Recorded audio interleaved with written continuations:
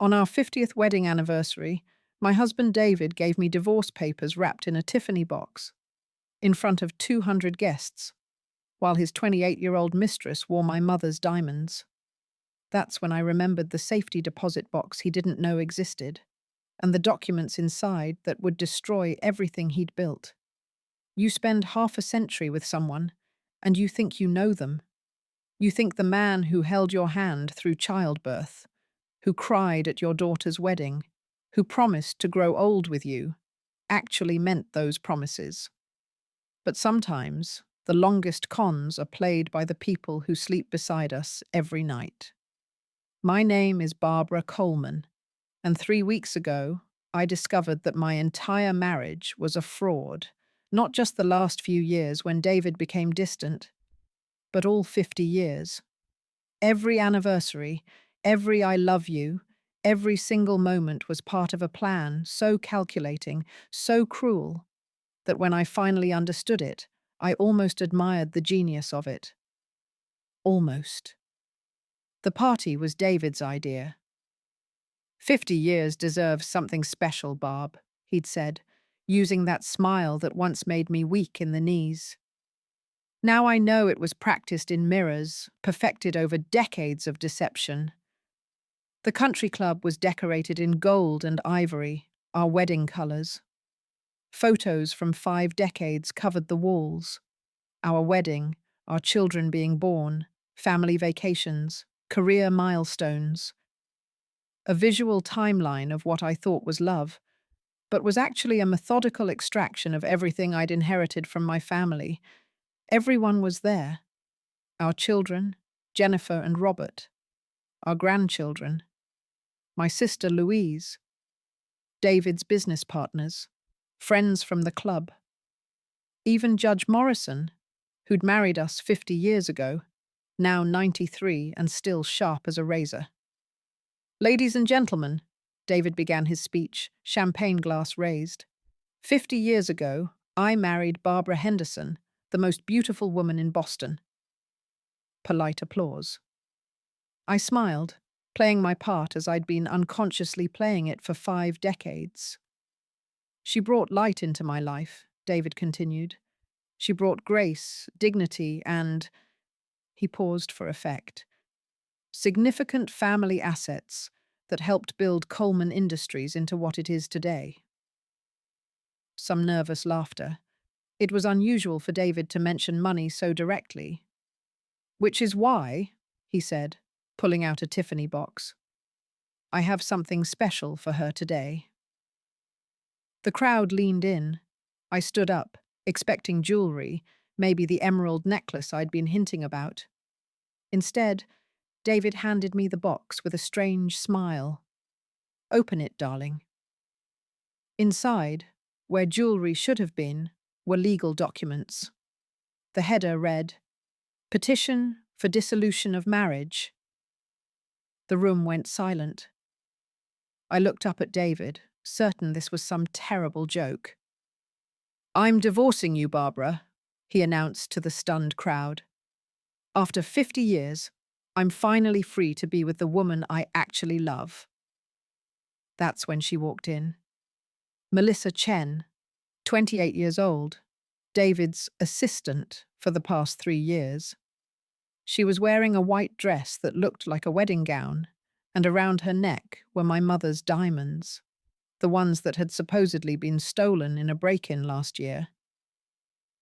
You reported those stolen, I said, my voice surprisingly steady. I did. From you, David smirked. Melissa deserves them more. After all, she's carrying my child. The gasps from the crowd were like physical blows. Jennifer, our daughter, stood up so fast her chair fell over. Dad, what the hell are you doing? I'm being honest for the first time in 50 years, David replied.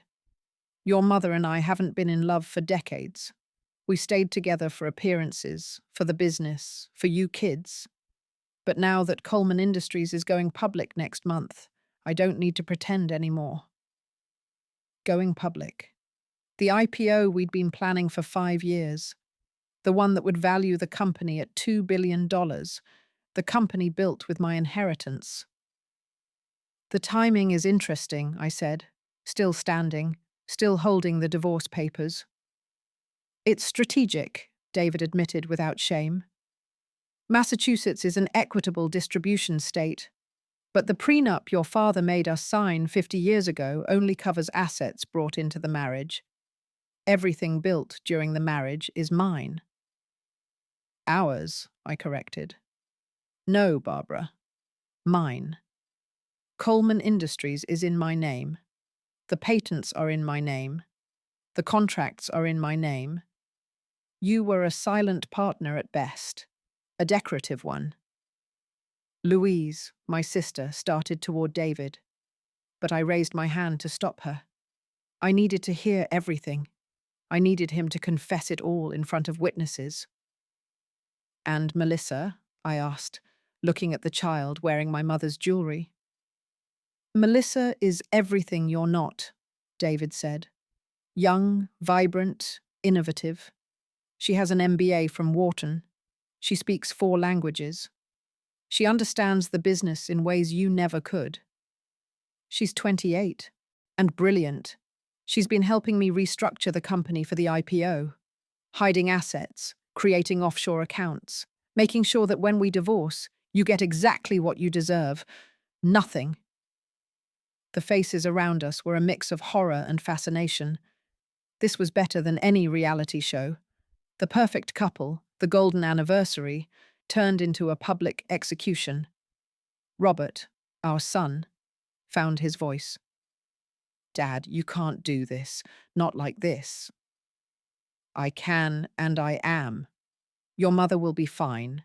She'll get the house, a generous monthly allowance, enough to maintain appearances. But the real money, the IPO money, that's mine and Melissa's. And your babies, Melissa added, rubbing her stomach with a satisfied smile. That's when I laughed. Not a bitter laugh or a hysterical laugh, but a genuine, amused laugh that seemed to confuse everyone, especially David. What's so funny? He demanded. You are, I said, setting down the divorce papers. You honestly think you're the first person to try to con me. You think I survived 50 years in Boston society without learning how to protect myself. David's confidence flickered. What are you talking about? Tell me, David, when you were restructuring the company, did you ever wonder why some of the original patents weren't in the company files? His face went pale. What? Or why the Henderson Trust, my family's trust, required quarterly reports that only I could sign off on. The Henderson Trust was dissolved 30 years ago. No, darling, you were told it was dissolved. By me. After I caught you with your first mistress. The room was electric with tension. Melissa stepped forward. He said you were clueless about business. He said a lot of things, most of them lies. Like when he told me his parents were dead. They're not, by the way. They're in a nursing home in Florida that I've been paying for secretly for 20 years because David abandoned them when they became inconvenient. David started to speak, but I wasn't done. Or when he said he graduated from Harvard Business School. He didn't. He was expelled for plagiarism. I have the records. I've always had them. You're lying, David said, but his voice was shaking now. Am I? Check with Harvard. Oh, wait. You can't, because they banned you from campus. But I can, because I'm on the board of directors. Have been for 15 years. You never wondered why we always got invited to their events. I turned to address the crowd, these people who'd come to celebrate our golden anniversary, and were instead witnessing its demolition. My husband is right about one thing. Our marriage has been a business arrangement for decades. What he doesn't know is that I've been the one running the business. I pulled out my phone and sent a single text. Within seconds, the doors opened and 3 people entered. My lawyer, Martha Steinberg, my accountant, James Wu, and someone David clearly recognized but never expected to see. "Hello, David," the third man said. David went white. Thomas? Thomas Coleman, David's younger brother, the one David had declared dead 15 years ago after a boating accident that conveniently removed him as a rival for their father's affection and modest inheritance. "Not dead," Thomas said cheerfully, "just living in Switzerland, managing the Coleman Industries international patents that Barbara secretly transferred to my name 10 years ago." The divorce papers fell from David's hand. "That's impossible. Those patents are mine." "Were yours," Martha, my lawyer, corrected, "until you signed them over to Thomas during what you thought was a routine update to the company structure. Barbara had you sign so many papers that day, you never read them all." "That's fraud." "No, that's business. You taught me that, remember? Always read the fine print, Barb. Except you never followed your own advice when I was the one handing you the pen." The country club's ballroom had never been quieter. 200 of Boston's elite stood frozen, watching David Coleman's empire crumble in real time. Melissa, his pregnant mistress, had backed away from him like he was radioactive, which, financially speaking, he was about to be. "You can't do this," David said, his voice cracking. "I built this company." "With my money," I reminded him calmly. "My father's patents, my mother's connections, my inheritance that funded every startup cost. You built nothing, David. You were just the face I put on my empire. Because in 1974, people wouldn't take a woman CEO seriously." James Wu, my accountant, opened his briefcase and began spreading documents across the head table, right over our anniversary cake. "Mr. Coleman," James said formally, "as of 9 a.m. this morning, when you signed what you thought were divorce papers in your office, you actually signed a complete transfer of your remaining shares in Coleman Industries to the Henderson Trust, managed solely by Mrs. Barbara Coleman." David grabbed the papers from the Tiffany box, really reading them for the first time. His face went from pale to green. "These aren't divorce papers."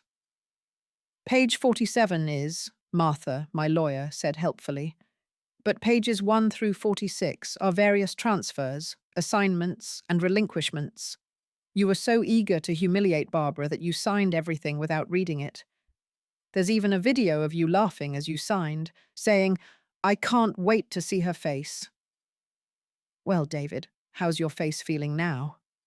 Melissa finally found her voice. "This is illegal. It's fraud. It's justice," I interrupted. "And completely legal. Every document was prepared by licensed attorneys, properly witnessed, and filed with the state. David was of sound mind and body when he signed them, as the video evidence shows." "Speaking of video evidence," Thomas, David's not-dead brother, said cheerfully, "Barbara, should we show them the Switzerland footage?" David's knees actually buckled. Robert and Jennifer, our children, caught him before he fell. "What Switzerland footage?" Jennifer asked, though she was looking at me, not her father. "Your father took a business trip to Zurich last month," I explained. "He thought he was setting up hidden accounts for after the divorce. He was actually being filmed by Swiss authorities investigating money laundering." "I never laundered money," David protested. "No, but you tried to," Thomas said. "You met with known criminals, discussed moving funds illegally, even signed preliminary agreements. Of course, the criminals were actually Swiss federal agents, and I was recording everything from the next table." "You set me up." "You set yourself up," I corrected. "I just made sure there were cameras rolling when you did it." The crowd was starting to murmur, phones were coming out, and I knew this would be all over Boston society social media within hours. Good. David had wanted a public humiliation. He was getting one. Mum, Robert said quietly, how long have you known? About Melissa? 3 years. About the others? Decades. Others? Jennifer gasped. Oh, yes, Melissa. Melissa is just the latest. There was Patricia in the 90s, Sandra in the 80s, and Margaret in the late 70s, each one younger than the last. Each one promised marriage after he divorced me. Each one eventually discarded when they got too old, meaning over 30. Melissa was staring at David now with dawning horror. You said I was special. You said you'd never felt this way before. Welcome to the club, dear, I said, not unkindly. We meet on Thursdays. Yes, literally. Patricia, Sandra, and I have coffee every Thursday to laugh about what an idiot we were to believe him. You're friends with his exes? Why wouldn't I be? We have so much in common. We all fell for the same con man. The only difference is I married him first, so I had time to protect myself. Judge Morrison, 93 years old and sharp as ever, stood up slowly. Barbara, are you saying your entire marriage was a sham? No, Your Honor. The first 2 years were real, before David discovered exactly how much money I'd inherited. Before he realized that my trust fund was worth more than his entire family's assets combined. Before he started planning how to steal it all. How do you know it was only 2 years? The judge asked. I pulled out a small leather journal, worn with age, because I found this in his mother's attic when we were cleaning it out. His diary from 1976. Would you like me to read the relevant passage? David lunged for the journal, but Thomas blocked him. I think everyone would love to hear it, Thomas said. I opened to a bookmarked page and read in David's own words. Barbara is perfect, too trusting, too naive, and too rich. Her father's patents alone are worth millions. If I play this right, I'll never have to work again. I just have to pretend to love her long enough to get control of everything. Then I can live my real life. The sound Jennifer made was somewhere between a sob and a scream. You never loved us, any of us. David looked at his children, and for the first time all evening showed what might have been genuine emotion. I loved you too. You were never part of the plan. But Mum was. He didn't answer, which was answer enough. Louise, my sister, finally spoke up. Barbara, why didn't you divorce him years ago when you found out? Because divorce would have meant splitting assets. This way, I got everything. Plus, I wanted to wait until he showed his true colors publicly. I wanted everyone to see what I've seen for decades. This is insane, David shouted. You can't just steal my company. Your company? I laughed. David, Coleman Industries doesn't exist anymore. As of this morning, it's been absorbed into Henderson Holdings, my family's company that you thought was defunct. Turns out, I've been running both companies for years. You just signed the final merger papers. The IPO will still happen, but for Henderson Holdings, not Coleman Industries. The investment bankers have already been notified. They're thrilled, actually. Henderson Holdings has much better financials. Melissa stepped forward, one hand on her pregnant belly. What about my baby? David's baby. If it's David's baby, it will be provided for. I've set up a trust fund. But given David's history of lying about everything, I'd suggest a paternity test. You bitter old. Careful, Martha warned. Defamation is still illegal, and we're recording everything. David sank into a chair, the fight going out of him. What do you want, Barbara? I wanted a real marriage. I wanted a husband who loved me for me, not my money. I wanted 50 years of bon sens, of genuine partnership. But since I couldn't have that, I'll settle for justice. So what happens now? He asked, looking every one of his 73 years. Now you get what you wanted, a divorce, but on my terms. You'll receive the same monthly allowance you planned to give me.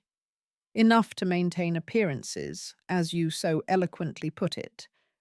The house in Boston goes to the children, the vacation homes, the cars, the club memberships, all mine. I'll be ruined. You'll be exposed. There's a difference. Thomas stepped forward. Actually, there's one more thing. Dad's nursing home called. They wanted to thank whoever's been paying anonymously for his care all these years. I told them it was Barbara. David's face crumbled. My father's alive? Barely. Dementia took him years ago. But yes, alive. In the best facility in Florida, thanks to your wife. The wife you just tried to publicly humiliate and financially destroy. Why? David asked me. Why would you take care of my father when I... Because that's what family does, I said simply. Real family, not the fake family you've been pretending to have for 50 years. The room was starting to empty, guests fleeing the awkwardness like it was contagious. But I wasn't done. Not quite. David, there's one more thing you should know. Remember our prenup? The one my father made us sign? He nodded numbly. Read Clause 47, the infidelity clause. It states that if either party commits adultery, they forfeit all claims to marital assets. That was declared unenforceable in most states, yes, but not in Massachusetts, not when both parties are represented by counsel and sign willingly. You had your lawyer review it, remember? He said it was ironclad, but you'd have to prove adultery. I smiled and pulled out my phone, showing him a photo. It was him and Melissa in a very compromising position, taken in his office last week. Your security company reports to me, David. Has for years. I have photos, videos, audio recordings, 3 years' worth with Melissa alone. Melissa grabbed her purse and headed for the door. I'm out of here. Melissa, wait, David called after her. For what? You're broke, you're old, and you're a liar. I can do better. She left, taking David's last shred of dignity with her. The ballroom was nearly empty now. Just family, lawyers, and Judge Morrison remained. Barbara, the judge said, that was quite a performance. It wasn't a performance, Your Honor. It was 50 years in the making. The next morning, Boston Herald's headline read, Coleman Industries collapses. Wife reveals 50-year con at anniversary party. By noon, it had gone national. By evening, David Coleman was the most hated man in Massachusetts. I sat in my study, really my study now, not the one I'd pretended belonged to David, reviewing the final paperwork with Martha, my lawyer. The room felt different without the weight of deception. Lighter, cleaner. The divorce will be finalized in 90 days, Martha said. Given the evidence of adultery and fraud, David won't get a penny beyond the monthly allowance you've graciously offered. $2,000 a month, I confirmed. The same amount he gave his parents when he stuck them in that rat-infested home before I moved them to a better facility. He's hired Bradley McCourt to represent him. I laughed. Bradley? The same Bradley who David cheated out of a partnership 20 years ago. This should be interesting. The doorbell rang. Through the window, I could see Jennifer and Robert standing on the porch with their families. My grandchildren, 7-year-old Emma and 5-year-old James, were holding flowers. Grandma! Emma ran to hug me as soon as I opened the door. We brought you flowers because Daddy said you're sad. I'm not sad, sweetheart. I'm free. Jennifer's eyes were red from crying. Mum, can we talk? We gathered in the living room, the same room where David had proposed to me 51 years ago. The irony wasn't lost on me. "How did you do it?" Robert asked. "How did you pretend for 50 years?" "I didn't pretend, darling. I loved your father. The problem was, he never loved me back. When I realized that, I had two choices: be a victim or be a strategist. But all those family dinners, those Christmases, those vacations, were real for me. Every moment with you children, with the grandchildren, those were genuine. My love for family was never fake. Only David's was." Jennifer pulled out a photo album. "Look at this. Dad's smiling in every picture. How can you fake that for 50 years? The same way he faked everything else. Practice." "I don't understand how we didn't see it," Robert said. "Because children shouldn't have to look for deception in their parents. You trusted him. That's not a weakness. It's what normal people do." "Are you going to be okay, Mum?" Jennifer asked. "Financially, I mean." Martha laughed. "Your mother is worth approximately $2.8 billion after the IPO goes through next month.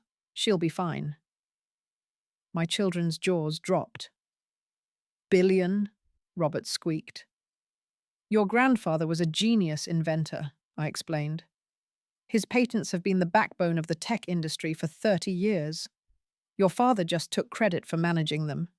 But I was the one who knew which technologies to invest in, which companies to partner with, which innovations to fund. Dad always said you didn't understand business. And I let him say it. Every time he underestimated me, I gained another advantage."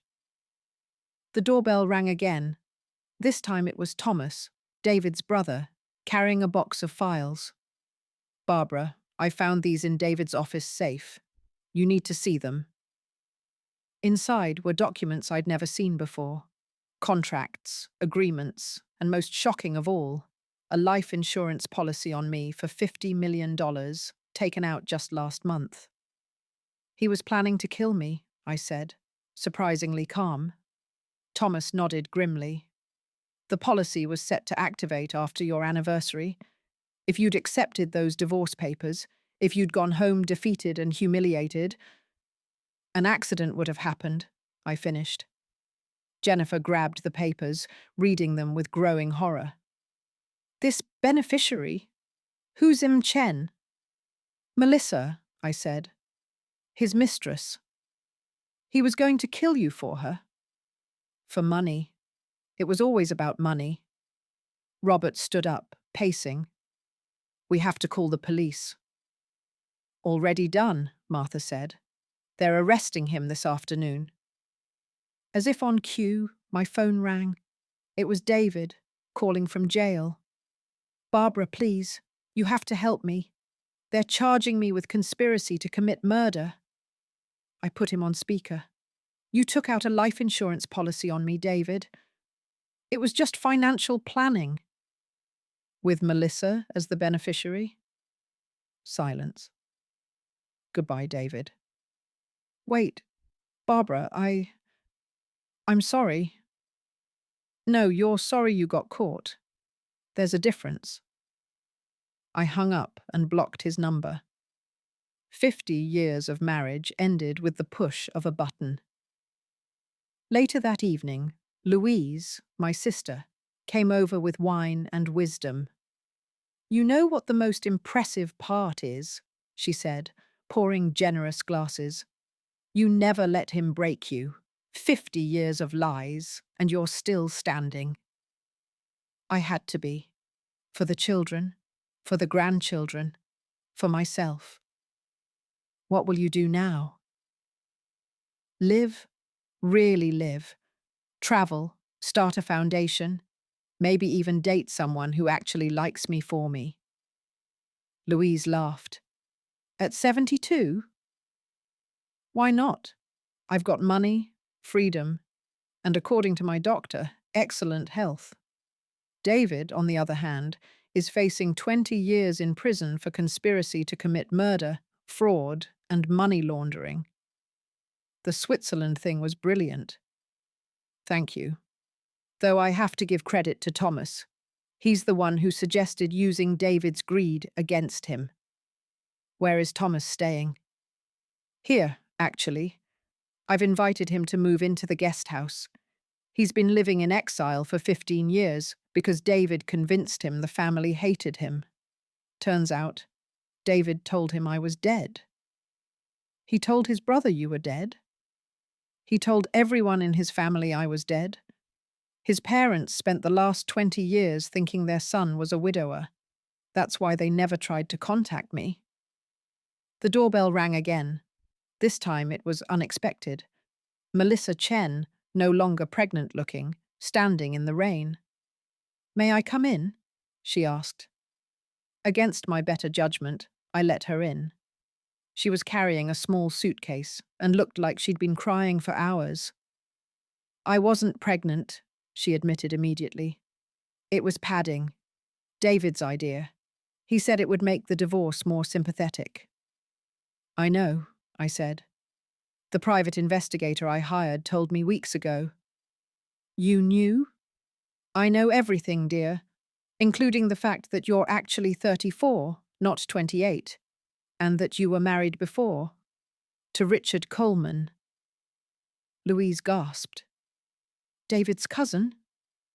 Melissa nodded. "He died 3 years ago, mysteriously.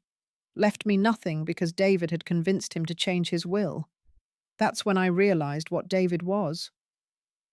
"So you decided to con him?" "I decided to get justice, but then I fell for him. God help me, I actually fell for his act." "The diamonds," I said. "Where are they?" She pulled them from her purse, handing them over.